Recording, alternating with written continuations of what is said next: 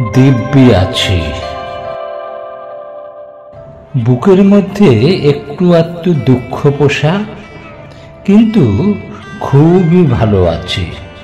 এই তো বেশ ঘুরছি ফিরছি, লম্ফ ঝম্পে দিন পেরুচ্ছি।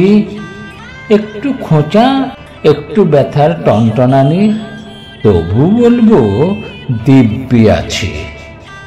উল্টো পাল্টা ঝড়ের ধাক্কা খেয়েছি ঢের, সেসব হলো আগের জন্মে, যখন তখন আয়ুর খরচা, আগুন হাতে ফুলের চর্চা, এসবই তো খালি পেটের দুনিয়াদারি। দুবার কি হয় মানব জন্মে?